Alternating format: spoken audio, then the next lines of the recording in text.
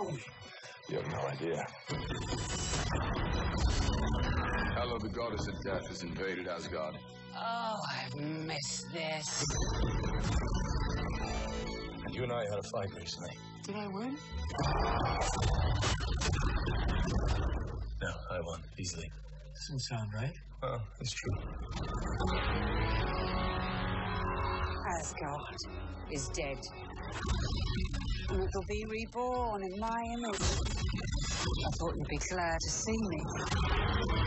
We need to stop her here and now to prevent Ragnarok, the end of everything. So we're putting together a team. Like the old days. Surprise.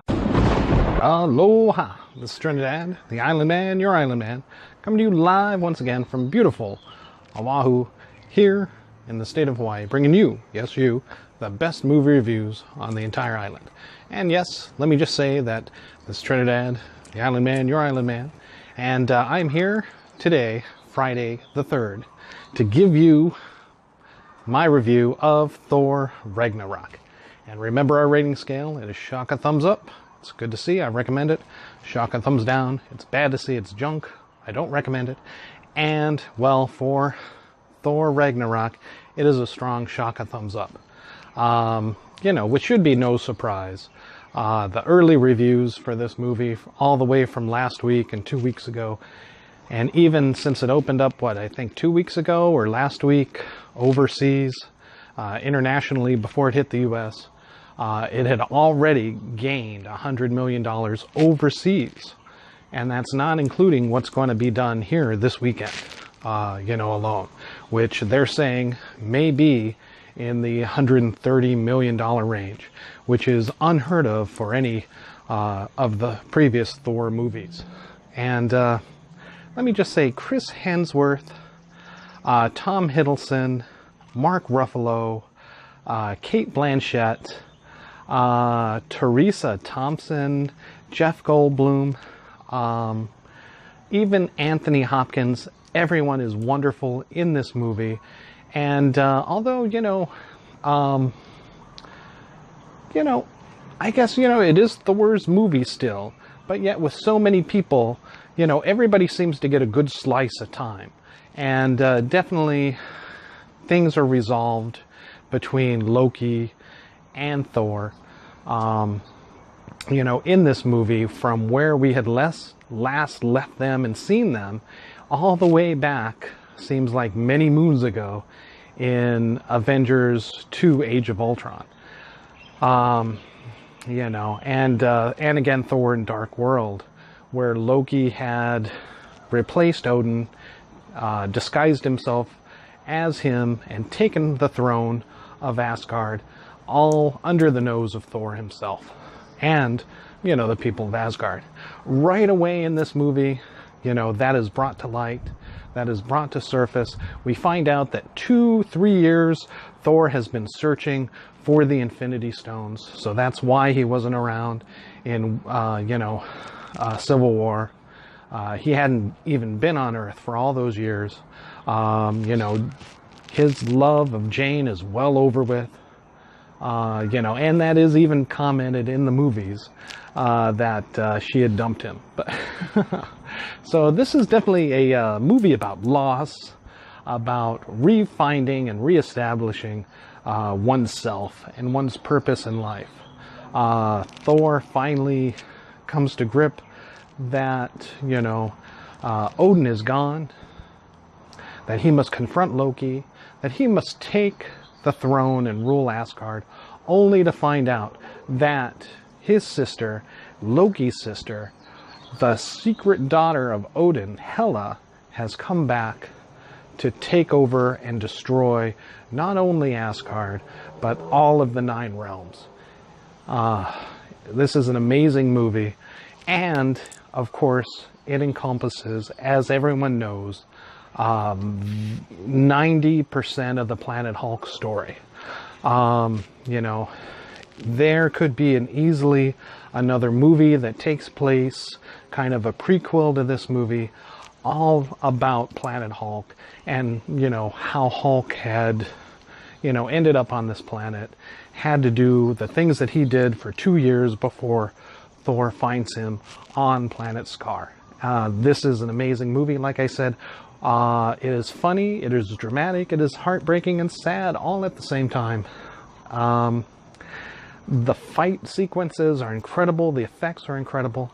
I saw it over at the Windward Mall at Regal for, in 3D, and I strongly recommend it in 3D. Definitely go ahead and check out this movie. Strong shaka thumbs up. The effects are beautiful. The effects are wonderful. And the 3D just pops out. This is very much more like Guardians of the Galaxy 1 and 2 than it is any of the other Avenger movies, Captain America or Iron Man movies.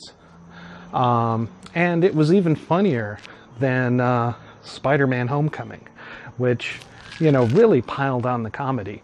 But all this comedy fits, as it is kind of self-deprecating on Thor himself, as you even see in the trailers, and he even mentions he loses his hammer. He gets beat up. He loses everything only to find his true strength and true power and to come back. So yes, this is, without any more spoilers, this is definitely a must movie to see. I do strongly recommend it. Again, like I said, everything fits well connected in this movie. You get a good background story on Valkyrie. You still get a good rundown of what had happened to the Hulk and Banner, and even stuff that happens with Loki. And right away it opens up with what we had seen at the end of Doctor Strange, whereas the Sorcerer Supreme, the Defender of Earth, right away, as Loki and Thor come to Earth, he greets them in a very interesting way, which definitely shows that he has, Earth's best interests in mind. So, again, nobody over here overshadowed Thor himself. Now, this was directed by the New Zealand director Taika Waititi. And he is a wonderful director. I enjoyed both his movies, and he's done several other ones as well. The biggest ones that have hit the States here have been Search for the Wilder People and What We Do in the Shadows. And both of those had a strange slant of humor and realism, despite their topics and craziness that takes place in the movies. And Thor RAGNAROK is exactly like that, but only tenfold, as you know, in the budget. And although this movie is only like 120 some minutes long, it really feels like it doesn't feel too short. It doesn't feel like it was rushed. Everything is moved to completion. Plots are closed up and wrapped up, and you feel it had just the right amount of action.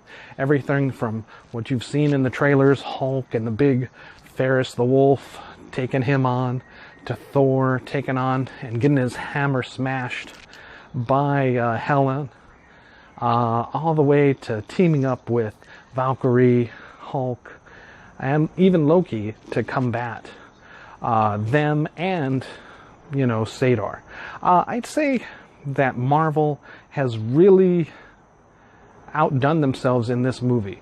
And again, that is, a great credit to the great director, Taika Waititi, because of he has solved the villain problem. This has got to be the first #1 villain, even more so, I would say, than Loki. Tom Hiddleston's character, Cate Blanchett, as Helena, kills it. And for the Goddess of Death, she definitely does her job. We have a wonderful backstory on her. We have perfect rationale for why she is doing what she is doing. And she is incredibly powerful. If Thanos was not going to be in Infinity War, I say Hela should take the whole thing. 'Cause she kicks everybody's butt in this. She is incredible.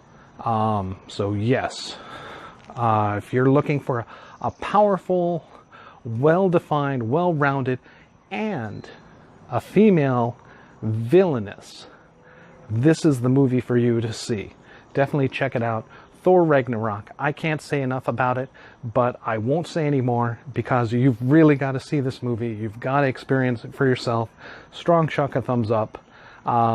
See it however you can. I strongly recommend IMAX or 3D for this movie.